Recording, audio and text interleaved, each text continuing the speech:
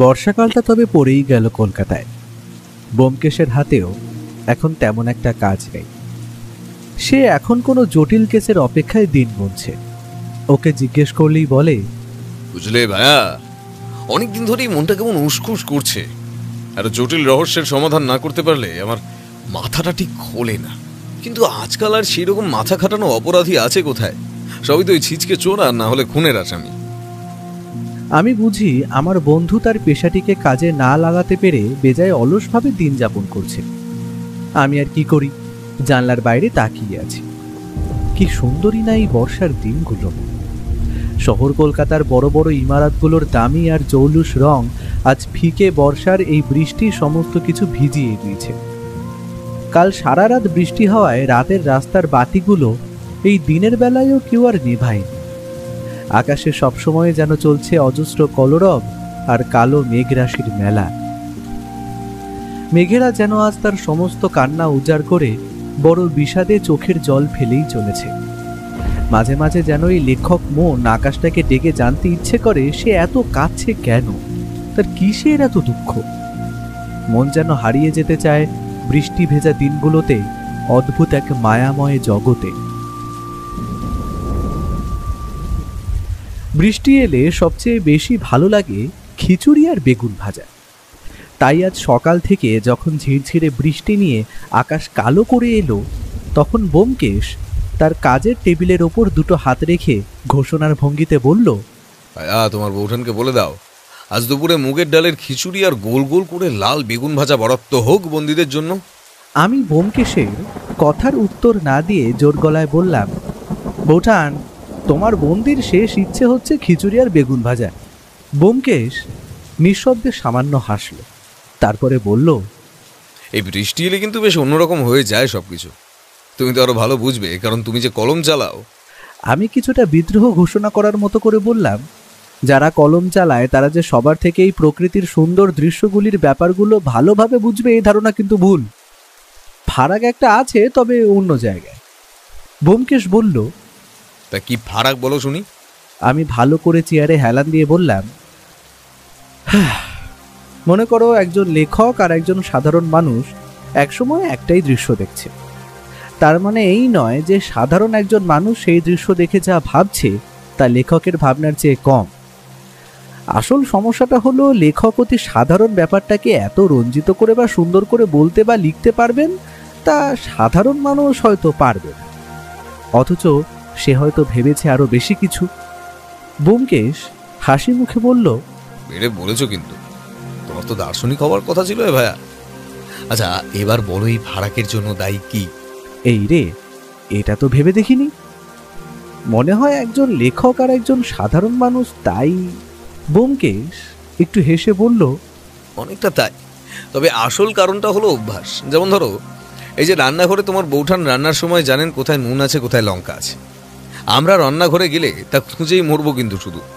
তেমনই লেখক লেখার সময় শব্দ কিংবা কথা খুঁজে পাবে খুব সহজেই, কারণ তার অভ্যেসই তাই। আর সাধারণ মানুষ মনে মনে ভাবলেও হাতরে বেড়াবে এদিক ওদিক। মানুষের মনের কত ফারাক, তাই না ব্যোমকেশ? একই বয়সের একই বৈশিষ্ট্যের মানুষের মধ্যেও অনেক পার্থক্য দেখা যায়। এ তো অতি সাধারণ ব্যাপার। পৃথিবীর বুকে সবচেয়ে রহস্যময় হলো মানুষের মন, বিশেষ করে তা যদি হয়। ব্যোমকেশ কি যেন একটা বলতে গিয়েও থেমে গেল, কারণ সত্যবতী ঘরে এসে ঢুকেছে। দরজা দিয়ে ঢুকে আমায় উদ্দেশ্য করে বৌঠান বলল, ঠাকুরপো, বেগুন ভাজা খেতে হলে কিন্তু বাজার থেকে বেগুন নিয়ে আসতে হবে, এই কিন্তু আমি বলে রাখলাম। বলেই বৌঠান রান্নাঘরের দিকে চলে গেল। ব্যোমকেশ বেশ জোরের সাথেই বলল, ওসব আমি জানি না। বৃষ্টির দিকে খিচুড়ি আর বেগুন ভাজা না হলে জমে নাকি? শান্তি নেই কোথাও। ব্যোমকেশ আর সত্যবতীর এভাবে আমায় মধ্যমণি করে কথা বলার কারণ পাঠকের অজানা থাকার কথা না। তবুও যারা অবাক হয়েছেন তাদের জন্য পুরোটা জানিয়ে রাখি। ব্যোমকেশ আর সত্যবতী যখন ঝগড়া করে তখন তাদের সরাসরি কথা বলা এমনকি মুখ দেখাও বন্ধ থাকে। তখন তাদের কথা এভাবেই চলে। আমি ব্যাপারটা বেশ উপভোগ করে থাকি। এই তো কালই তাদের আবার ঝগড়া হয়েছে। ঝগড়ার বিষয় অতি সামান্য। ব্যোমকেশ কোনো কালেই যথেষ্ট গোছানো ছিল না। তার অগোছালো আর উদাসী ভাবটা মাঝে মাঝে অতিরিক্ত হয়ে পড়ে। বিশেষ করে যখন হাতে কোনো কেস থাকে না, তখন তার এই প্রায় সন্ন্যাসী ভাবটা প্রবল হয়ে ওঠে। কাল সকালে নিজের অগোছালো ঘরটা গোছাতে গিয়েই বিপত্তি। সত্যবতীর শখের ফুলদানিটা মেঝেতে ফেলে ভেঙে চৌচির। ভাঙা টুকরোগুলো হয়তো আরেকটু সময় পেলে সে লুকিয়েই ফেলত, কিন্তু তার আগেই বামাল সমেত ধরা পড়ে যায়। তখন সত্যবতী কিছু না বলে চলে গেলেও আসল ঝগড়াটা হয় রাতে, আর আজ সকাল থেকে এই অবস্থা। দুপুরে খেতে বসে কিন্তু দেখলাম ব্যোমকেশেরই জয় হয়েছে। গরম খিচুড়ি, আলু ভাজা, বেগুন ভাজা আর ডিমের অমলেট। ব্যোমকেশ হাত ঘষতে ঘষতে একটা অদ্ভুত শব্দ করে বলল, এই না হলে ভারতবর্ষের গৃহ আইন যতই বন্দী হোক না কেন, তার ইচ্ছেরও থাম দেওয়া হয়। বাহ কাকা, তোমার জবাব নেই। বৌঠান রেগে বলল, সেই তো, আর আমি যে রান্না করলাম তার বেলায় কিছু নেই, তাই তো? ব্যোমকেশ বেগুন ভাজায় কামড় দিয়ে বলল, ওহ ঠিক ঠিক, তোমার হাতেও জাদু আছে সত্য, এই জন্যই তোমাকে এতটা ভালোবাসি আমি। এরপর দুপুরের খাওয়াটা আমাদের বেশ ভালোই জমল। শুধু জমলো বললে ভুল হবে, সত্যবতীর হাতের রান্নার গুণেই হোক কিংবা খিদের জন্যেই হোক, খেয়ে যখন উঠলাম বুঝলাম বাড়াবাড়ি রকমের খাওয়া হয়ে গেছে। দুপুরের ভাত ঘুমটা একটু বেশি হয়ে গিয়েছিল। যখন উঠলাম তখন প্রায় সন্ধে। কাকা ততক্ষণে আমাদের চা দিয়েছে। চা খেতে খেতে ব্যোমকেশের সাথে কথা হচ্ছিল। ঠিক এমন সময় কাকা এসে জানালো, দাদাবাবু একজন এইছেন, তোমার সাথে দেখা করতে চাইছেন। পাঠিয়ে দাও। আমি চায়ের কাপে মুখ তুলেছি, ঠিক এমন সময় ঘরে এসে যিনি ঢুকলেন তার বয়স ওই বছর 30-এর কাছাকাছি হবে। ফর্সা গায়ের রং, লম্বা, প্রায় ব্যোমকেশের মতো। তিনি হাত জোড় করে বললেন, নমস্কার। যদি ভুল না করি আপনি ব্যোমকেশ, মানে ওই ডিটেকটিভ ব্যোমকেশ বাবু? ব্যোমকেশও হাত জোড় করে বলল, হ্যাঁ, তবে একটা ভুল আছে, আমি ডিটেকটিভ নই। ডিটেকটিভ কথাটা আমার ভালো লাগে না, আর আমার কাজ সত্য অন্বেষণ করা, তাই আমি একজন সত্যান্বেষী। যথার্থ যুক্তি। তবে আমি একটি বড় বিপদে পড়ে আপনার কাছে এসেছি। আমার মনে হয় এটা একটা অদ্ভুত কেস, আর পুলিশের কাছে গেলে ওরা হয়তো এই ব্যাপারটা নিয়ে মাথায় ঘামাবে না। ব্যোমকেশ বলল, সে যাই হোক, আপনি নির্দ্বিধায় সবটা খুলে বলুন, আমি শুনে বুঝবো আপনার সাহায্য করব কি করব না। আমি তৎক্ষণাৎ হাঁক দিয়ে বললাম, কাকা আর এক কাপ চা দিয়ে যাও তো। লোকটি এবার একটু কেশে নিয়ে বলা শুরু করলেন, ব্যোমকেশবাবু, আমার নাম সুবিমল নস্কর। পেশায় আমি একজন সরকারি চাকুরিজীবী। তবে বাপ ঠাকুরদার আমলের কিছু সম্পত্তি পাই আগের বছর। বাবা মারা গেছেন আগের বছর, তখনই সম্পত্তি হাতে আসে। সম্পত্তির পরিমাণ কিন্তু কম ভাববেন না, তাও 1,05,000 উপরে টাকা আমি পাই। কথার মাঝে ব্যোমকেশ বলল, তা আপনার পরিবারের এতটা সম্পত্তি, সেটা একবারে হাতে পেলেন কিভাবে? আসলে ঠাকুরদা তার আমলে বর্ধমানের কাছে প্রচুর পরিমাণে জমি জমা করেছিলেন। তারপর বাবা ওই সব কিছুর দেখাশোনা করতেন। তবে আমি চাকরি পেয়ে কলকাতায় চলে আসার পর বাবাকেও এখানে নিয়ে আসি। আর বাবারও বয়স হচ্ছিল, তাই তিনিই ঠিক করেন সব বিক্রি করে দেবেন। ব্যাস, বিক্রি করার পরই সবটা আমার হাতে আসে। তবে টাকা পাওয়ার পর আমি যেটা প্রথম করি সেটা হলো উত্তর কলকাতায় একটা পুরনো আমলের বাড়ি কিনি। আর সেটা আমি কিনি প্রায় 2 লক্ষ টাকায়। ইচ্ছা ছিল বাড়িটা ভেঙে একটা নতুন বিদেশি ধাঁচের বাড়ি তৈরি করার। কিন্তু আগের মাসে প্রমোটার রবি গুপ্তা বলে একটা লোক আসে আমার কাছে, যে ওই বাড়িটা কিনতে চায়। আর সে আমায় ওই বাড়িটার জন্য 3 লক্ষ টাকার অফার দেয়। বুঝতেই পারছেন, 1 লাখ টাকা লাভ। আর তার সাথে তিনি এও বলেন সেইখানে তিনি একটি বহুতল ফ্ল্যাট বাড়ি নির্মাণ করতে চান। আর তাতে নিচের তলায় আমাকে ওই 2 বেডরুম সহ একটা ফ্ল্যাট দিতে চান। এখন আপনিই বলুন, 1 লাখ টাকার সাথে একটা ফ্ল্যাটের লোভ কে ছাড়তে পারে? আমি সঙ্গে সঙ্গে রাজি হয়ে যাই। আর প্রমোটার রবি গুপ্তাও আমাকে 1 মাস সময় দেন বাড়ির জিনিসপত্র খালি করার জন্য। সেটা শেষ হলেই তিনি বাড়ি ভাঙা ও বহুতল নির্মাণের কাজ শুরু করবেন। দেখতে দেখতে 1 মাস হয়ে গেল প্রায়, আর হয়তো 3-4 দিন বাকি বাড়িটা ভাঙতে। কিন্তু বলে সুবিমল বাবু একটু থামলেন, আর তার বুক পকেট থেকে বার করে আনলেন 3টি কাগজ। তারপর সেইগুলি ব্যোমকেশের দিকে এগিয়ে দিলে। এরই মধ্যে কাকা দেখলাম চা দিয়ে গেছে। সুবিমলবাবু চায়ের কাপে চুমুক দিয়ে ব্যোমকেশের দিকে তাকিয়েছিল। ব্যোমকেশ কাগজগুলো ভালো করে দেখে আমার হাতে তুলে দিতে দিতে বলল, এ তো ভীষণ ভয়ের ব্যাপার সুবিমল বাবু, এ তো সোজাসুজি হুমকি। আমিও কাগজগুলো দেখলাম। তাতে তিনটিতেই লেখা আছে, বাড়ি ভাঙার চেষ্টা করলে সমূহ বিপদ, আর কথা না শোনার ফল কিন্তু মৃত্যু। আমি কাগজগুলো ফিরিয়ে দিতেই যাচ্ছিলাম, সুবিমল বাবু বললেন, কাগজগুলো এখন ব্যোমকেশ বাবুর কাছেই থাক, দরকার লাগলে আমি নিয়ে নেব। ব্যোমকেশ এবার মাথা নেড়ে বলল, আচ্ছা, তা আপনি এরপর কি করলেন? আর আপনার উপর কি কিছু বিপদ ঘনিয়ে এসেছে এই কদিনে? হ্যাঁ, সেটাই হলো আসল কথা। তবে প্রথম চিঠিটা পাওয়ার পর আমি মনে করি কেউ আমার সাথে ঠাট্টা করছে, কিন্তু তার ঠিক একদিনের মাথায় যখন দেখলাম আর বুঝতে পারলাম আমায় সবসময় বাইরে বেরোলে কেউ নজর রাখছে, তখন একটু কেমন কেমন লাগলো ঠিকই, তবে আগের দিন যেটা হলো সেটা মেনে নেওয়া যায় না। আমি অফিস থেকে বাড়ি ফেরার রাস্তায় একাই ফিরি রাতের বেলা, তখন সময় ওই 9:30। একটা গাড়ি যেন আমায় লক্ষ্য করে অপর দিক থেকে আমারই দিকে ধেয়ে আসতে দেখতে পাই আমি। মুহূর্তের মধ্যে অসাবধানতায় আমি এক লাফ মেরে সেই যাত্রায় পাশের একটা ফাঁকা জমিতে পড়ে যাই, না হলে সেই রাতেই আমার ভবলীলা সাঙ্গ হয়ে যেত। তারপর থেকেই দারুণ ভয় করতে শুরু করে আমার। আমি প্রমোটারকেও জানাই ব্যাপারটা। আপনি বোঝেন, ওরা ব্যবসায়ী মানুষ, টাকা দিয়ে দিয়েছে, কাজ শুরু করতে ওরা কিছুতেই পিছুপা হবে না। আর কাল রাতে আবার একটা হুমকি চিঠি আসে আমার কাছে। তারপর থেকে আর অপেক্ষা করতে না পেরে ছুটে আসি আপনার কাছে। কে বা কারা আমাকে ভয় দেখাচ্ছে বা আমায় মারার চেষ্টা করছে, সবটাই আমার জানা দরকার ব্যোমকেশবাবু। আর আমার বিশ্বাস, আমায় এই সমস্ত বিপদ থেকে উদ্ধার করতে পারবেন শুধু আপনি। আমায় রক্ষা করুন ব্যোমকেশবাবু।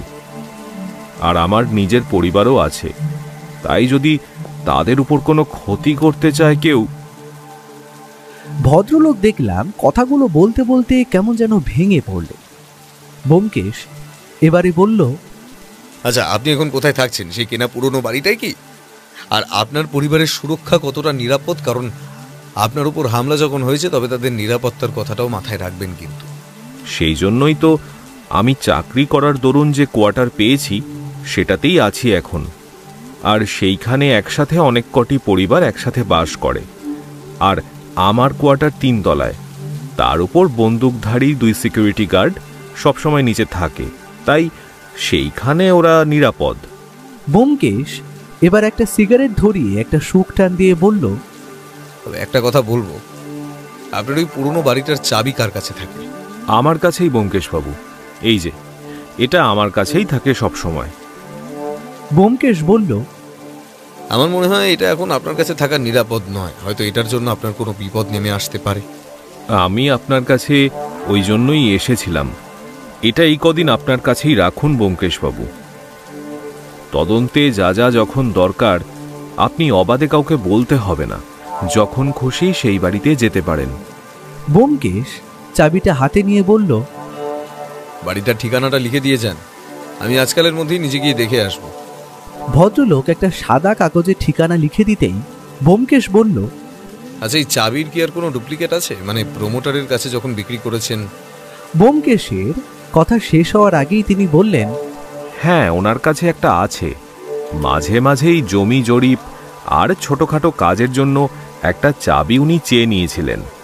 তাতে আপনাদের কাজের কোনো অসুবিধা হবে না ব্যোমকেশবাবু। আমি প্রমোটারকে আপনাদের কথা বলে রাখবো। ব্যোমকেশ একটু ভেবে বলল, আচ্ছা সুবিমল বাবু, আপনি প্রমোটার রবি গুপ্তাকে চেনেন, তবে লোকটি কেমন বলে মনে হয়? সেটা আমি কি করে বলবো বলুন? উনি ব্যবসায়ী মানুষ, আর ওদের লাইনে ভালো মানুষ খুবই কম আছে। আমি আজ কথা মেনে নিয়েছি বলে হয়তো ওর ভালো রূপটা দেখতে পাচ্ছি। আর যদি বাড়ি না বেচতাম হয়তো বাড়িটা পাওয়ার জন্য সে আমাকে খুন করারও হুমকি দিত। এদের তো আপনি চেনেন ব্যোমকেশবাবু। ব্যোমকেশ খালি মাথা নেড়ে বলল, বুঝলাম। দেখছি আপনার চিন্তার কোনো কারণ নেই, তবে এই যে একটু সাবধানে থাকবেন এই কদিন। আর কিছুর দরকার আপাতত এখন নেই, দরকার হলে আমি টেলিফোন করে নেব। ভদ্রলোক নিজের একটা কার্ড আমাদের হাতে দিয়ে নমস্কার জানিয়ে বেরিয়ে পড়লেন। উনি বেরিয়ে যেতেই আমি ব্যোমকেশকে প্রশ্ন করলাম, ওই একটা পুরনো বাড়িতে এমন কি ধনরত্ন থাকতে পারে যে ওটা না ভাঙার জন্য কেউ বা কারা সুবিমলবাবুকে মৃত্যু ভয় দেখাচ্ছে? তা প্রমোটারই নয় তো? ব্যোমকেশ আমার কথা শুনে হো হো করে হেসে বলল, তুমি পারো বটে বন্ধু। প্রমোটারের লাভ যত তাড়াতাড়ি বাড়িটা ভেঙে ফেলা যায় তাতে। সে তো চাইবে তাড়াতাড়ি বাড়িটা ভেঙে কাজ শুরু করতে। ব্যাপারটা কেমন একটা অদ্ভুত যেন ব্যোমকেশ, বড়ই অদ্ভুত। আর সেটাই আমাদের খুঁজে বার করতে হবে, বুঝলে ভাইয়া? আজ রাত হয়ে গেছে, চাবিটা ওই তাকে রেখে দাও। কাল সকাল সকাল পুরনো বাড়িটায় হানা দেওয়া যাবে। এখন দেখি কি ধনসম্পদ লুকিয়ে আছে সেখানে। পরের দিন সকালে হালকা ঝিরঝিরে বৃষ্টি হয়েই চলেছিল, তবু ব্যোমকেশকে দেখলাম তা দমিয়ে রাখতে পারল না। সে ঠিক সকালের চা পান করে বেলা 9টার দিকে চাবির গোছাটা হাতের আঙুলে ঘোরাতে ঘোরাতে আমার কাছে এসে বলল, চলো বন্ধু, বড় কার্য করতে হবে, আর সেটা করতে হবে অত্যন্ত গোপনে, বুঝলে? সময়টাও কম হাতে এবার, তাই একটুও সময় নষ্ট করা কিন্তু উচিত হবে না। আমি আর ব্যোমকেশ বর্ষাতি চাপিয়ে আর হাতে একটা ছাতা, ব্যোমকেশ হাতে একটা টর্চ নিয়ে বেরিয়ে পড়ল। বুঝতে পারলাম ও হয়তো বাড়ির আশপাশটা একটু ঘুরে দেখতে পারে। ট্যাক্সি আর নিলাম না। বৃষ্টি ভেজাই পুরনো কলকাতা শহরের বুকে নিজে পায়ে হেঁটে যে একটা আলাদা রকমের অনুভূতি আছে সেটা আজ বুঝতে পারলাম। সত্যি আমার কলকাতা শহর, তুমি শ্রেষ্ঠ, তুমি অনন্য। পাক্কা 15 মিনিটের পথ জল কাদা বাঁচিয়ে আমরা পৌঁছলাম উত্তর কলকাতার পেল্লাই ধরনের একটি একতলা বাড়ির সামনে। বাড়ির বাইরের গেটে তালা খোলা দেখে আমরা একটু অবাক হলাম বটে। তারপর বুঝলাম হয়তো প্রমোটারের লোক কোনো কাজে এসেছে। বাড়িটার আশপাশটা জঙ্গলে আবৃত। কলকাতা শহরে এরকম ফাঁকা আর নিরিবিলি জায়গা খুব কমই আছে। সত্যি বেশ বড় একটা একতলা বাড়ি। তেমন একটা জাঁকজমক নেই বটে, কারণ পুরনো হওয়ার দরুন বাড়ির রং ততদিনে ফিকে হয়ে গেছে। বড় গেটটা খুলে সামনের অগোছালো বেড়ে ওঠা ঘাস পেরিয়ে বাগান দিয়ে এগিয়ে যেতে যেতে চোখ পড়ল বাড়ির ওপরের দিকে। আমরা ঘুরে দেখছি, ঠিক এমন সময় তৎক্ষণাৎ ঘটে গেল সেই অদ্ভুত ঘটনাটা। আমরা হয়তো মুহূর্তের জন্য একটু অসাবধান হয়েছিলাম। সেই সুযোগে একটা অত্যন্ত ভারী কিছু জিনিস প্রচণ্ড গতিতে ছুটে আসে আমাদের দিকে। আমাদের বললে ভুল হবে, জিনিসটা প্রায় ব্যোমকেশের কান ঘেঁষে বেরিয়ে যায়। যদি আর একটু নিশানা সঠিক হতো, কি যে হতো তা ভাবতেই আমার শরীরে কাঁটা দিচ্ছে। ভারী জিনিসটা তীব্র গতিতে পেছনের একটি দেওয়ালে লেগে ভারী শব্দ করে পড়ে যায়। আমি সেটা কি দেখার জন্য এগিয়ে যেতেই চোখের নিমেষে ব্যোমকেশকে দেখলাম তীব্র গতিতে ছুটে চলল সামনের জঙ্গলের দিকে। ও যে কি দেখে ছুটেছে সেদিকে তাকাতে শুধু একটা কালো বর্ষাটি গায়ে চাপিয়ে একটা লোককে সেই দিকে ছুটে পালাতে দেখলাম। এই বর্ষা বাদলের দিন হলে কি হবে, ব্যোমকেশ কিন্তু কাদা জল পেরিয়ে ঝড়ের গতিতে ছোটখাটো গাছপালা পেরিয়ে এগিয়ে চলল লোকটার দিকে। কিন্তু হঠাৎ করেই সামনের কালো বর্ষাতি পড়া লোকটা বাড়িটার পেছনের একটা পাঁচিলে ভর দিয়ে লাফ মেরে অপর প্রান্তে। ব্যোমকেশও ছেড়ে দেওয়ার পাত্র না, সেও ততক্ষণে তার পেছনে পেছনে পৌঁছে গেল সেই জায়গায়। কিন্তু এমন একটা অদ্ভুত ব্যাপার দেখব তা ভাবতে পারি। ব্যোমকেশের গলা দিয়ে শুধু বেরিয়ে এলো একটা শব্দ। বলা মাত্র একটা পা পাঁচিলের ওপর দিয়ে এক লাফে ব্যোমকেশ পাঁচিলের ওপারে। সত্যি ব্যোমকেশের শরীর স্বাস্থ্য নিয়ে কোনো কথা বলা যাবে না। আমি ছুটে আসা জিনিসটা দেখতে এগিয়ে যেতেই চোখে পড়ল একটা অদ্ভুত ব্যাপার। কারণ যেটা আমাদের লক্ষ্য করে ছুঁড়ে মারা হয়েছে সেটা একটা বড় ধরনের রং বেরঙের পাথরের পেপার ওয়েট, আর সেটা মুড়ে দেওয়া হয়েছে একটা কাগজে। আর খুব চেনা হাতের লেখায় সেখানে লেখা, সাবধান, বাড়ি ভাঙতে এলে সমূহ বিপদ। আমি লেখাটা দেখেই চিনতে পেরেছি এটা তো সেই হাতের লেখা যেটাই হুমকি চিঠি দেখেছি আমরা। কি একটা ভাবতে যাচ্ছি এমন সময় ব্যোমকেশ হাঁপাতে হাঁপাতে বাড়ির গেটের দিক থেকে আমার কাছে এসে বলল, জন্য বেঁচে গেল। ধরেছিলাম মুখে দুটো খুশিও মারি, কিন্তু একটুর জন্য বর্ষাতে খুলে চম্পট দেয়। মুখটা একটা কালো টুপি দিয়ে রেগে এসেছিল, তাই মুখ বুঝতে পারিনি। বলে ব্যোমকেশ আমার দিকে এগিয়ে এসে আমার হাতে থাকা লেখাটা খুলে দেখে একটু হেসে বলল, দেখা যাক কতদিন লুকিয়ে বাঁচবে। আর এ বাড়িতে তোমার আসতেই হবে, কারণ কার্যসিদ্ধি এখনো তোমার হয়নি বাছাধন। আচ্ছা ব্যোমকেশ, লোকটা ওপরে ছিল কি? কিন্তু বাড়ির ছাদ তো দেখছি নেয়ারা, সিঁড়ি বাইরের দিক দিয়ে আছে বলে তো মনে হয় না। তাহলে ওইদিকে দেখাও, ওই পুরনো পাইপগুলো বেশ সানসেটে উঠে ছাদে ওঠা একটা জোয়ান মানুষের কাছে কিছুই নয়। তবে বোঝা যাচ্ছে বাবা জীবন হয়তো আগে থেকে জানতো আমরা এখানে আসবো, আর না হলে আমাদের আগেই আসতে দেখে ঘাপটি মেরে বসেছিল। সুযোগ পেয়ে হামলা করে আর পালানোর পথ বার করার জন্য এই প্রচেষ্টা। চলো ওসব চিন্তা করে লাভ নেই, একটু ভিতরে গিয়ে খুঁজে দেখা যাক কি আছে এই বাড়িতে যার জন্য এত ঝঞ্ঝাট। আমরা এগিয়ে গেলাম বাড়িটার সামনের সদর দরজার দিকে। সেখানে এখনো তালা ঝুলছে, কিন্তু অদ্ভুত কথা হলো পুরনো তালাটা চাবি ঘোরানোর আগেই নিজে থেকে খুলে গেল। ব্যোমকেশ একটু নেড়ে চেড়ে দেখে বলল, তালা একদম সঠিক আছে, ভাঙা হয়নি। তবে যে এসেছিল তার কাছে ডুপ্লিকেট চাবি ছিল। তার মানে কি প্রমোটার? চাবি তো এক সেট তার কাছেই আছে। ব্যোমকেশ বিড়বিড় করতে করতে প্রবেশ করলো বাড়িতে। সদর দরজা ঠেলে প্রবেশ করে যা দেখব ভেবেছিলাম তার উল্টোটাই চোখে পড়ল। অত বড় আর পুরনো বাড়িতে ভেবেছিলাম কিছু প্রাচীন আমলের খাট আলমারি থাকবে, তবে তার বদলে এখন শুধু পড়ে আছে ফাঁকা ঘর আর কয়েকটা কাঠের চেয়ার, আর এদিকে ওদিকে ছড়িয়ে আছে ভাঙা কাঠের টুকরো, জঞ্জাল বা অপ্রয়োজনীয় জিনিসপত্র। সে হতেই পারে হয়তো বাড়িটা ভাঙা হবে বলে আগের জিনিস সরিয়ে বিক্রি করে দেওয়া হয়ে গেছে। মোট মিলিয়ে 3টে বড় বড় শোয়ার ঘর আর একটা বসার ঘর, আর অপর একটা ঘরে প্রবেশ করে আমরা তো অবাক, কারণ সেখানে শুধু রাখা রয়েছে অপ্রয়োজনীয় জিনিসপত্র, আর তার মাঝে এদিক ওদিক ছড়িয়ে রয়েছে আঁকার সরঞ্জাম। একটা কাঠের ড্রয়িং স্ট্যান্ডও চোখে পড়ল আমাদের। ব্যোমকেশ এগিয়ে গিয়ে জিনিসগুলো দেখে বলল, আকার রঙগুলো দেখো ভাইয়া, দামি অয়েল প্যাস্টেলের পাকা রং, অর্থাৎ বলা যায় এখানে আগে যিনি থাকতেন তার আঁকার শখ ছিল। কত যত্ন সহকারে এই রঙগুলো রেখে ব্যবহার করেছে, সহজে চোখে পড়ে। আমি ততক্ষণে এগিয়ে গেছি সেই ঘরের দেওয়ালে টানানো একটা অসাধারণ আঁকা ছবির দিকে। আমাদের কলকাতার গঙ্গার ঘাট থেকে হাওড়া ব্রিজের আঁকা অত্যন্ত সুন্দর একটা তৈলচিত্র, আর আঁকার নিচে বাংলায় সই ব্রজমোহন গাঙ্গুলি। আমি সেটা দেখছি দেখে ব্যোমকেশ আমার দিকে এগিয়ে এলো। আমি ঘরের আশেপাশের সব দিকে বুঝতে পারলাম এটা স্টাডি রুম ছিল, আর দেওয়ালে রঙের দাগ আর ছাপ এই কথাটাই স্পষ্ট করছে যে এটা ব্রজমোহন গাঙ্গুলি নামক কোনো চিত্রশিল্পীর ঘর ছিল, কারণ এখানে প্রচুর পরিমাণে আঁকার পেপার আশেপাশে ছড়িয়ে রয়েছে। ব্যোমকেশের দিকে তাকিয়ে দেখি সে দেওয়ালে টানানো পেন্টিংটার দিকে নাক এগিয়ে গিয়ে একটা শুকলো, তারপর তার মুখে ফুটে উঠল একটা হাসি। একবার এদিকে এসো। ধরো পেন্টিংটা 5 বছর আগেও দেওয়ালে টাঙালেও তার পাশে ওই যে দেখো ওই দিকটা ঘষ্টানোর দাগ কেন থাকবে?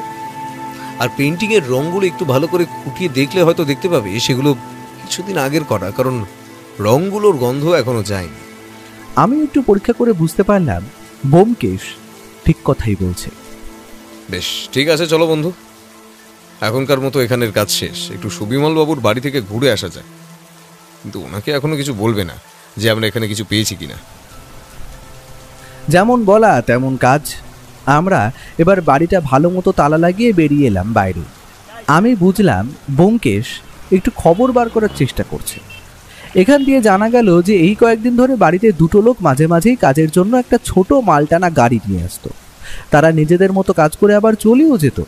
আর একদিন একটা ছোট বাচ্চা মেয়েকে নিয়ে এক বাবু এসেছিলেন, 2 ঘন্টা ছিলেন, তারপর চলে যান।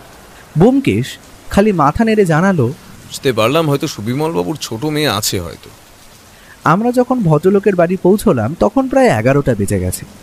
আজ রবিবার ছুটির দিন হওয়ায় তিনি ঘরেই ছিলেন। আমরা আসতেই অভ্যর্থনা জানান। আরে আসুন আসুন ব্যোমকেশ বাবু, আপনার মতো মানুষের পা পড়ল আমাদের বাড়িতে। কি নেবেন বলুন, চা বানাতে বলি? ব্যোমকেশ খালি বলল, অত কিছু দরকার নেই বুঝলেন সুবিমল বাবু, আপনার ওই বাড়িটার কাছে একটা চায়ের দোকান ছিল, ওটা দিয়ে একটু চা খাওয়া হয়েছে। আর এটা ধরুন, এখন আর দরকার নেই, তবে যখন লাগবে আবার চেয়ে নেব। সুবিমল বাবু হাত বাড়িয়ে নিলেন চাবির গোছাটা, তারপর সেটা নিজের পকেটে চালান করে দিয়ে বললেন, কিছু বুঝতে পারলেন ব্যোমকেশ বাবু? ব্যোমকেশ যেন সেই কথা কানেই তুলল না। সে ততক্ষণে একটা সিগারেট ধরিয়ে একটা শুকটান দিয়ে বলল, আচ্ছা সুবিমল বাবু, আপনার আপনার যে একটি ছোট মেয়ে আছে সেটা তো জানতাম না। আর আপনি ওই বাড়িতে নিশ্চিত তাকে পড়ানোর জন্য শিক্ষককে পাঠিয়েছিলেন আশা করি। ভদ্রলোক একটু হাসি হাসি মুখ করে বললেন, বাবা, বাড়ি দেখে এত কিছু বোঝা যায় নাকি? ধন্য। হ্যাঁ, সেই দিন আমার বাড়িতে অফিসের কিছু লোকজন আসে, একটু খাওয়া দাওয়া হয় আর কি। তখন সেই দিন এসেই অনিল আমাকে জানায় যে এই কদিন সে একটু ব্যস্ত থাকবে তার আঁকার এক্সিবিশন নিয়ে, তাই সে রনুমাকে আজই পড়িয়ে দিতে চায়। বাড়িতে অত লোক, তাই আমি আর দেরি করিনি, ওনাকে ওই বাড়ির চাবি দিয়ে দিই। রনুকে সাথে নিয়ে তিনি সেখানেই তার পড়াশুনো দেখিয়ে দেয়। 2 ঘন্টার মাথায় আবারও ফিরে আসে আর চাবি আমার হাতে দিয়ে চলেও যায়। ব্যোমকেশ কথাটা শুনে একটু ভেবে বলল, আচ্ছা, আর ওই অনিল ছেলেটি কেমন, তার ব্যাপারে কিন্তু একটু জানা দরকার। খুবই অমায়িক ছেলে ব্যোমকেশবাবু। প্রতিভা যে আছে তা কোনো সন্দেহ নেই, কিন্তু ওই প্রতিভা থাকলেও টাকার অভাব। শুনেছি ফাইন আর্টসে ডিগ্রি আছে তার, বাড়িতে অনেক আঁকা স্টুডেন্টও পড়ায় সে। রনুর ইংরেজিটা একটু দুর্বল ছিল, সে তখন তাকে তা পড়িয়ে দেবে বলে। আচ্ছা, বুঝলাম। আর আপনি বলছেন ছেলেটি গরিব, তবে আর্ট এক্সিবিশন করাচ্ছে এটা ঠিক বুঝতে পারলাম না তো। আর্ট এক্সিবিশন করতে তো প্রায় খরচ তো প্রচুর লাগে শুনেছি, প্রায় 50 থেকে 60 হাজার টাকা। সেটা আমি কি করে বলবো বলুন? সে তো আমার কাছেও টাকা চাইতো সাহায্যের জন্য, আমি যতটা পারতাম দিতাম। ওর স্বপ্ন ছিল যে সে একটা বড় আর্ট এক্সিবিশন করবে আর তাতে তার ছবির প্রদর্শনী হবে। হয়তো কোনোভাবে টাকা জোগাড় করতে পেরেছে। আর আপনার সেই প্রমোটারের ঠিকানা আমাদের একবার দিন, ওনার সঙ্গে দেখা করার প্রয়োজন আছে। আমার মনে হচ্ছে আর 2 দিন বাড়ি ভাঙাটা আটকাতে পারলে হয়তো কাজের সুবিধা হতো। Sure sure. বলে ড্রয়ার খুলে একটা কাগজ খুলে এগিয়ে দিয়ে বললেন, চেষ্টা করে দেখতে পারেন।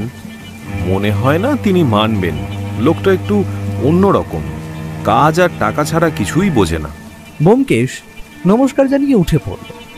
আমরা বাইরে বড় রাস্তায় এসে দাঁড়িয়েছি, ঠিক এমন সময় পেছন থেকে একবার একটা ডাক শুনতে পেলাম। ঘুরে দেখলাম সুবিমল বাবু আসছেন। ব্যোমকেশবাবু, এটা ধরুন, এটা অনিলের আর্ট এক্সিবিশনের ঠিকানা।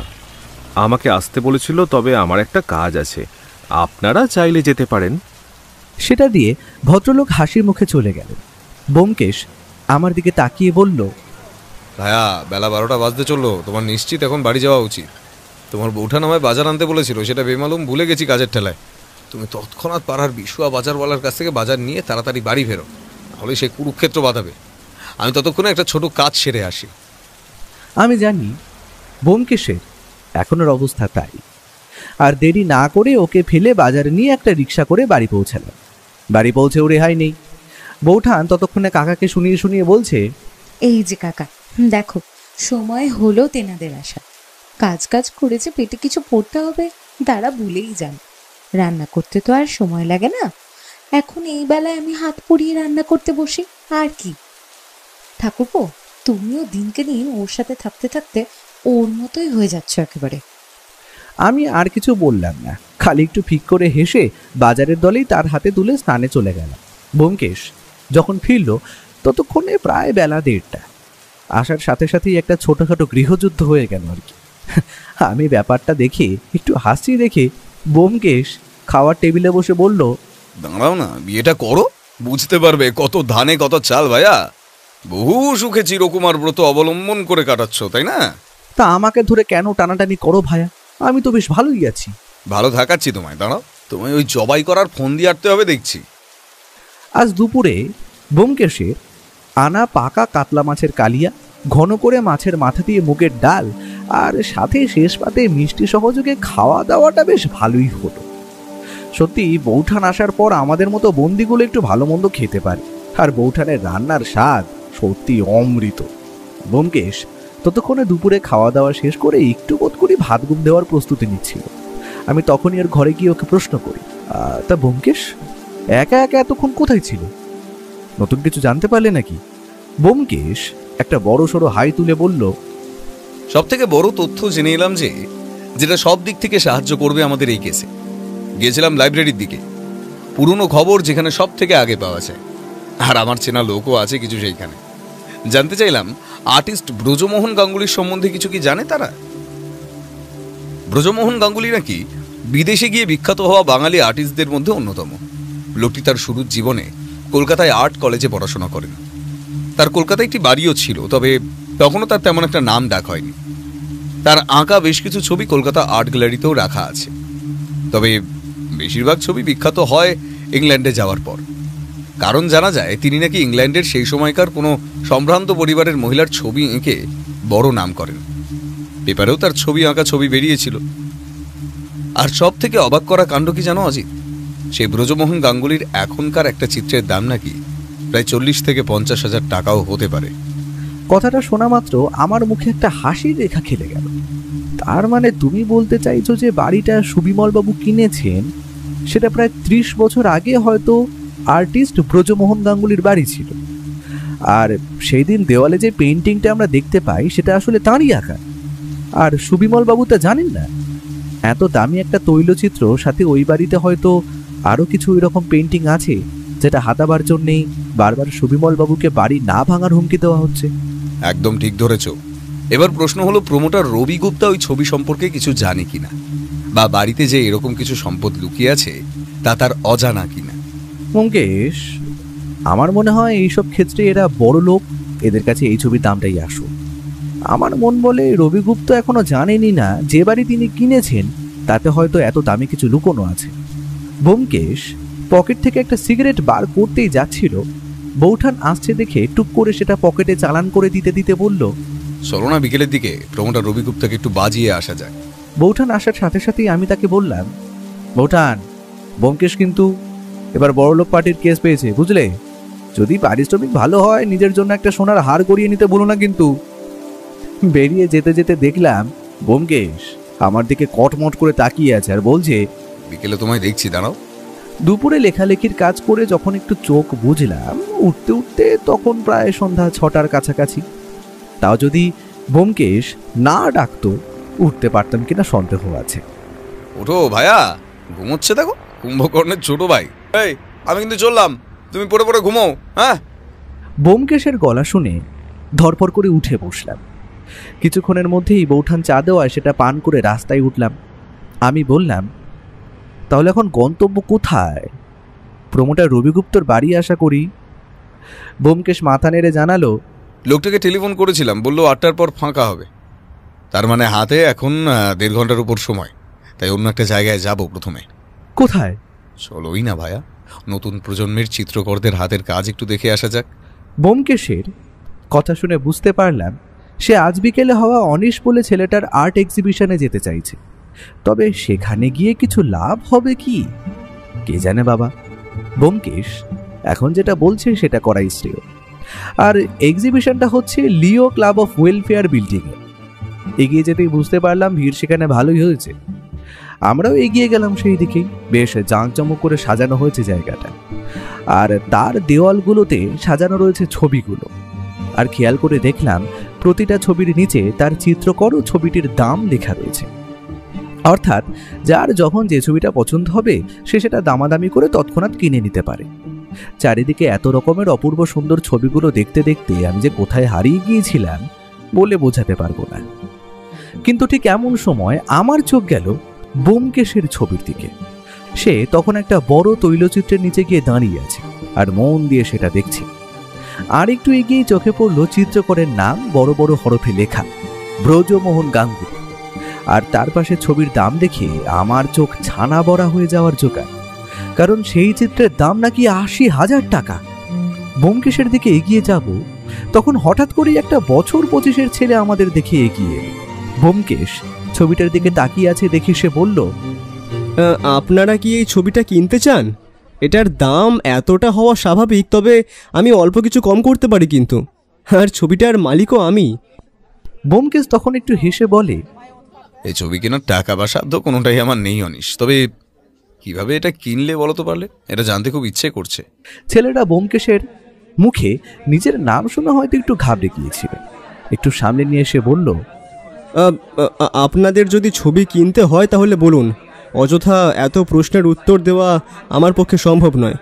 এখানে এমন আরও লোকজন আছে যারা এই ছবি লুফে নেবে। ব্যোমকেশ কালি একটু হাসল, তারপর ছবিটার আরো কাছে গিয়ে একটু মন দিয়ে নিজের অংশটা দেখল, যেখানে ব্রজমোহন গাঙ্গুলির স্বাক্ষর রয়েছে।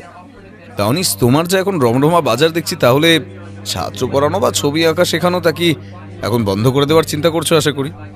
আর সুবিমল বাবু আমাকে আপনার এই এক্সিবিশনটা দেখতে আসার কথা বলেন। অনিস দেখলাম একটু শান্ত গলায় বলল, হ্যাঁ, কাল সুবিমল বাবুকে গিয়ে জানিয়ে আসব যে আমি আর পড়াতে পারবো না। তবে আমি আর্টের ছাত্র তো, তাই আঁকা শেখানোটা বন্ধ করা সম্ভব নয়। আমার মতোই কত যে ছাত্রছাত্রী আছে যারা আঁকা শিখতে চায়, কিন্তু ওই খরচ আর টাকার অভাবে তাদের সব ইচ্ছেগুলো স্বপ্নই থেকে যাচ্ছে। আমি সেই বাচ্চাগুলোর জন্য বিনে পয়সায় আঁকা শেখাবো, এটাই আমার ইচ্ছে। আমি ব্যোমকেশের দিকে তাকিয়ে দেখলাম ওর চোখের কোণে একটা অদ্ভুত দ্যুতি খেলা করছে, মুখে একটা অদ্ভুত হাসি। সে আর পুরোটা পথ কিছু বলেনি রবিগুপ্তর বাড়ি যাওয়ার সময়। আমি জানি ও এখন একটা কিছু ভাবছে, আর ওকে এই সময় বিরক্ত করা উচিত হবে না। ও যখন ভাবনার জগতে থাকে তখন ওকে প্রশ্ন করা আর একটা দেওয়ালের সাথে কথা বলা দুটোই এক। প্রমোটার রবিগুপ্তর বাড়ি খুঁজে বের করতে তেমন একটা বেগ পেতে হয়নি, তবে টাকা থাকলে যে সবকিছুই কেনা যায় সেটা বলে দিতে হয় না। সাদা ধবধবে মার্বেল পাথরের কাজ করা বাড়িটা রাতের বেলাও তার উজ্জ্বলতা বজায় রেখে চলেছে।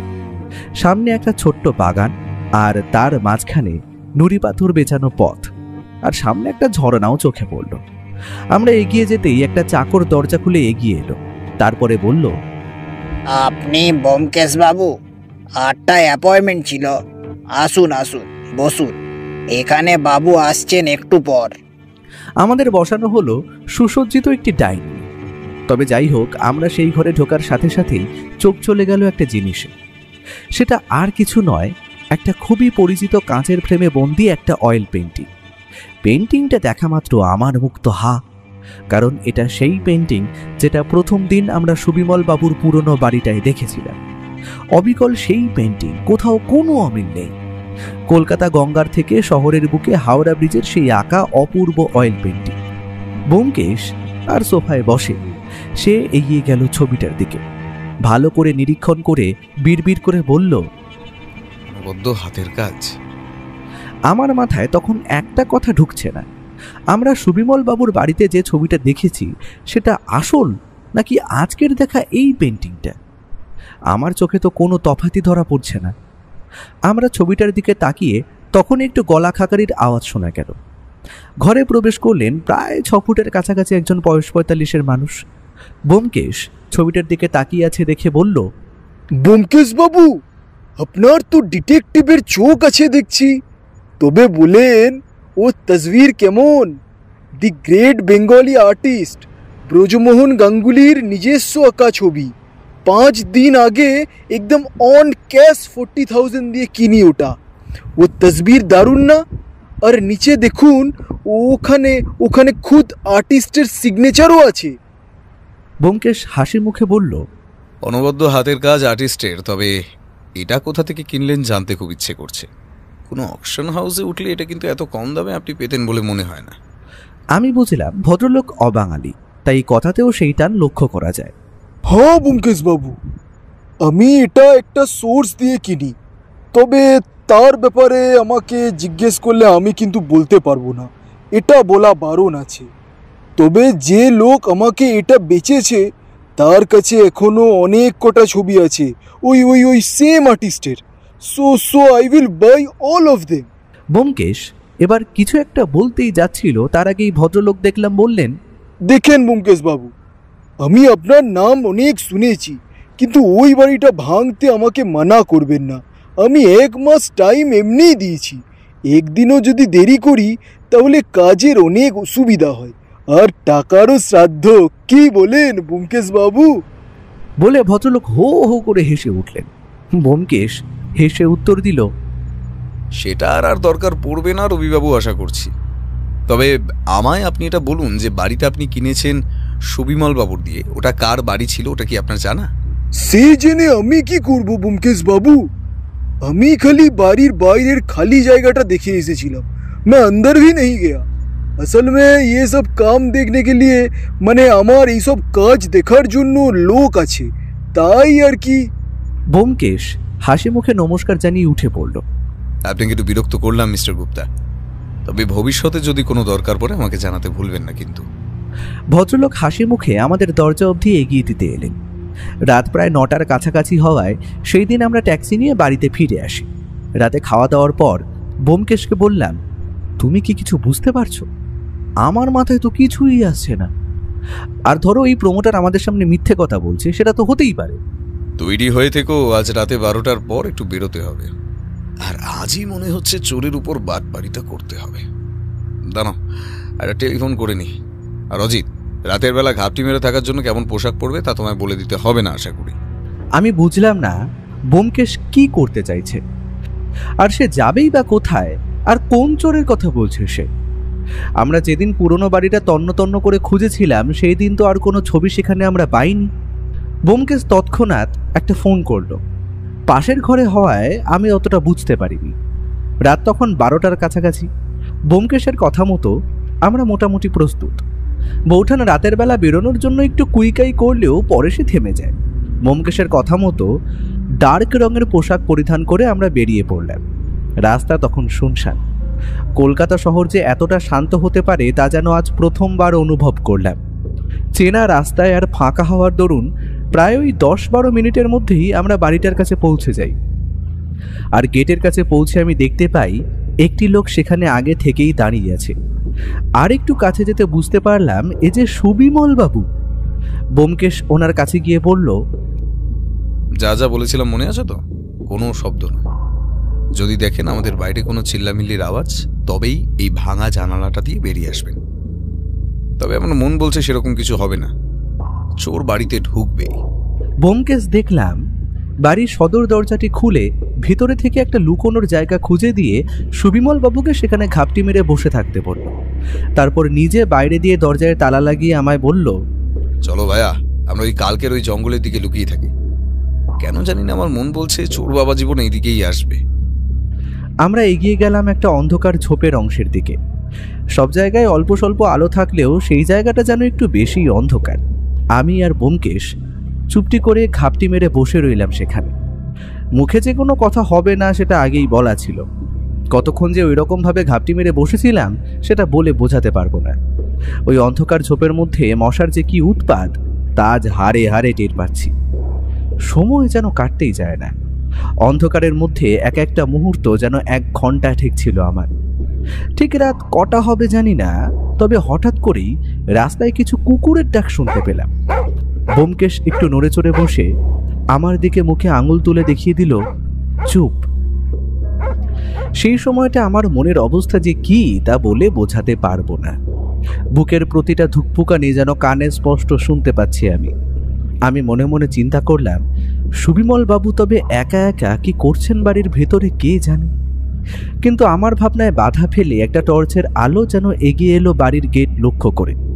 আমরা স্পষ্ট দেখতে পেলাম একটা ছায়ামূর্তি গেটটা অত্যন্ত সাবধানে ঠেলে প্রবেশ করলো বাড়ির কাছে। তারপর অতি সন্তর্পণে এদিক ওদিক দেখে এগিয়ে গেল বাড়ির সদর দরজার দিকে। ছায়ামূর্তির পুরো শরীর যে কোনো কালো চাদর দিয়ে ঢাকা তা একদম স্পষ্ট। সে সদর দরজার কাছে দাঁড়িয়ে কিছুক্ষণ দেখলাম, তালাটা নিয়ে একটু নাড়াচাড়া করল। তারপর সেই দিক থেকে এগিয়ে এলো আমাদের ঝোপটার দিকে। ব্যোমকেশকে যেন ফিসফিস করে বলতে শুনলাম, তৈরি থেকো, বেগর ভাই দেখলে তবেই হামলা করবে। আর যদি ও আমাদের দেখতে না পায় তবে ঘাপটি মেরে বসে থেকো। ছায়ামূর্তিটার হাতের টর্চটা একটু এদিক ওদিক ঘুরে বন্ধ হয়ে গেল। সাথে সাথেই আমি ব্যোমকেশের দিক থেকে একটা স্বস্তির নিঃশ্বাস পড়ার শব্দ শুনতে পেলাম। কিন্তু এ কি? ছায়ামূর্তি দেখলাম এগিয়ে গেল বাড়ির একটা পুরনো দেওয়ালের দিকে, যেখান দিয়ে একটা বড় মোটা পাইপ ছাদ হয়ে নিচে নেমেছে। আমি তখনও বুঝতে পারছি না লোকটা করতে কি চাইছে। এমন সময় একটা খুট শব্দ হতে বুঝতে পারলাম ছায়ামূর্তি সেই পাইপের একটা অংশ ভেঙে হাতে নিয়ে নিল, আর হাত বাড়িয়ে বার করে আনলো লম্বা পাইপের ভেতর থেকে কয়েকটা রোল করা কাগজ। আর সেই কাগজগুলো যে পুরনো আর সেটা যে আকার পেপার তা চাঁদের আলোতেও স্পষ্ট বোঝা যায়। আমি ব্যোমকেশের দিকে তাকিয়ে দেখি ওর মুখে তখনও খেলা করছে একটা অদ্ভুত হাসি। মানে চোর কি জালে ধরা পড়েছে? এখন তো ওকে না ধরলে সে হয়তো পালাবে। কিন্তু সেই ছায়ামূর্তিকে দেখলাম সেই পেপার রোলটা সযত্নে একটা উঁচু জায়গায় রাখলো। তারপর অতি সন্তর্পণে এগিয়ে গেল সদর দরজার দিকে। ওইদিকে আর কিছু চোখে পড়ছে না। তৎক্ষণাৎ ব্যোমকেশের দিক দিয়ে একটা খুট করে শব্দ শুনতে পেলাম। বুঝলাম পিস্তলটা এখন ওর হাতে চলে এসেছে। ও আস্তে আস্তে এগিয়ে গেল, ছোপটা ছেড়ে ওর পেছনে আমি। ছায়ামূর্তি ততক্ষণে বাড়ির ভেতরে ঢুকেছে আশা করি, আর ঘরের লাইটটা জ্বালানো দেখে বোঝা যায় সেটা তারই কাজ।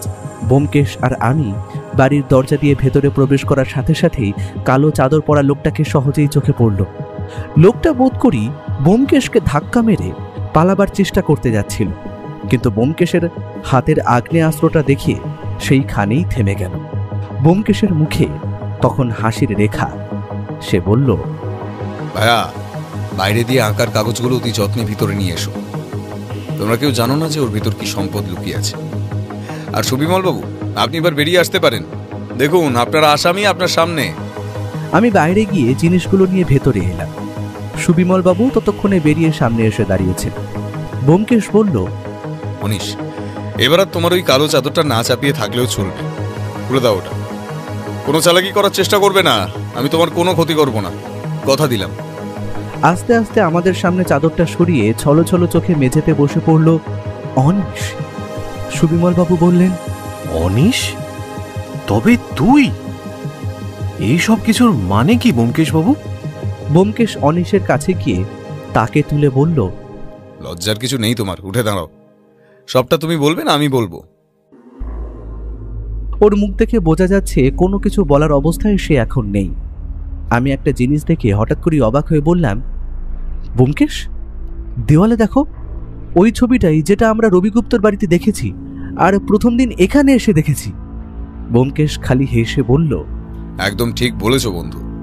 তবে এটা কিন্তু বিখ্যাত কোনো আর্টিস্টের হাতের কাজ নয়। এটার আর্টিস্ট ব্রজমোহন গাঙ্গুলি নয়, বরং এই অভূতপূর্ব ছবির নির্মাতা অনিশ। কি ঠিক বলছি তো? কথাটা শোনা মাত্র আমার পায়ের তলা দিয়ে যেন মাটি সরে গেল।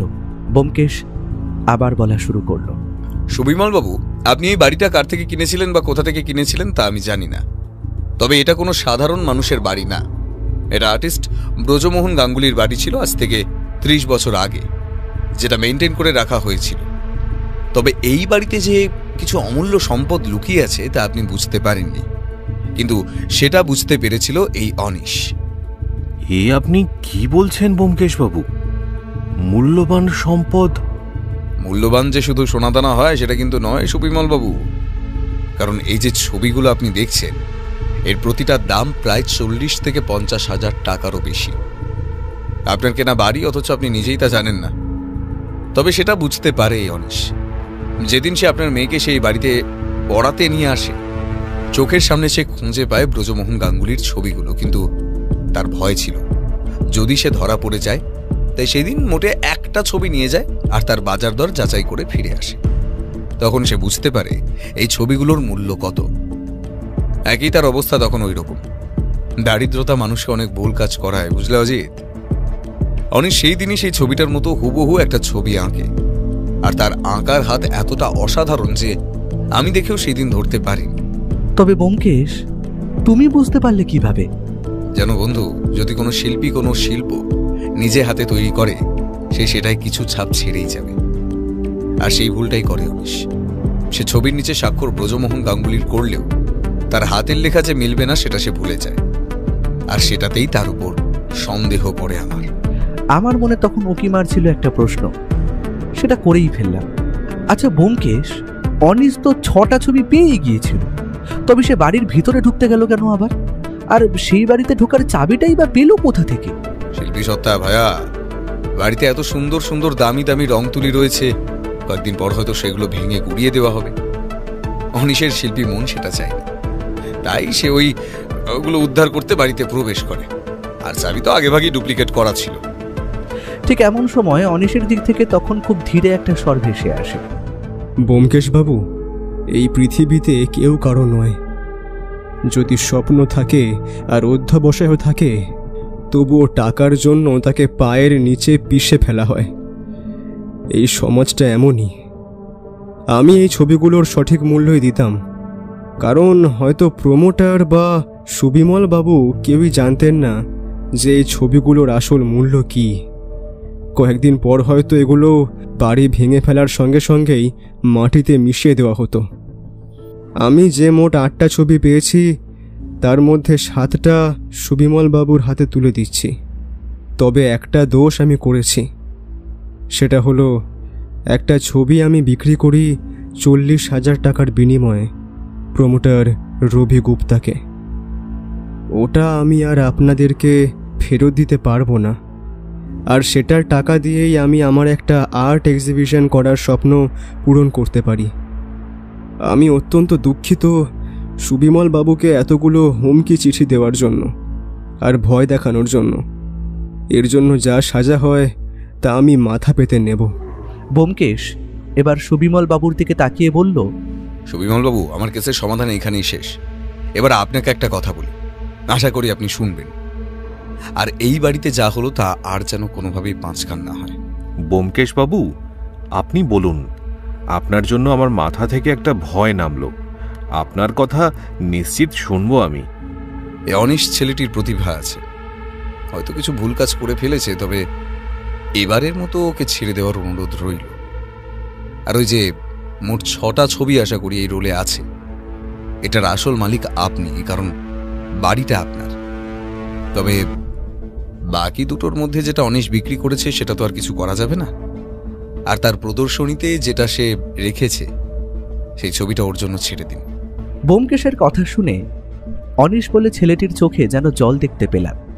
ব্যোমকেশ তাকে কাছে ডেকে বুকে জড়িয়ে নিয়ে বলল, আমি সত্যান্বেষী অনিশ। সত্য অন্বেষণ করতে গিয়ে যেটা সঠিক মনে হবে সেটাই আমি করব। আমি তুমি চলার পথে অনেক ভুল করি, তবে সেটাকে অতিক্রম করে যে নাম করতে পারে সেই তো প্রকৃত মানুষ। তোমার মধ্যে প্রতিভা আছে, সেটা নষ্ট হতে দিও না। নিজের স্বপ্নটাকে পূরণ করো। আজও সেই রাতের কথা চিন্তা করলে আমার মনটা যেন কেমন একটা করে ওঠে। সত্যি ব্যোমকেশের সাথে এত কেসে আমি ছিলাম, তবে এটা যেন সবগুলোর থেকে আলাদা। আর ব্যোমকেশ যে কতটা উদার মনের মানুষ সেটার পরিচয়ও পাই সেই দিনকেই। তবে সেই কেসের সমাধানের কিছুদিনের মধ্যেই আমাদের বাড়িতে দুটো জিনিস নিয়ে আসেন সুবিমল বাবু। এক হলো একটা মোটা কাগজের খাম, সাথে মিষ্টি। আর অপর জিনিসটা দেখে অবাক হয়ে যাই আমরা, কারণ সেটা একটা বিশাল বড় ফটো ফ্রেম, আর তাতে শোভা পাচ্ছে অতীব সুন্দর একটি গ্রাম বাংলার তৈলচিত্র, যার নিচে জ্বলজ্বল করছে চিত্রকরের নাম ব্রজমোহন গাঙ্গুলি।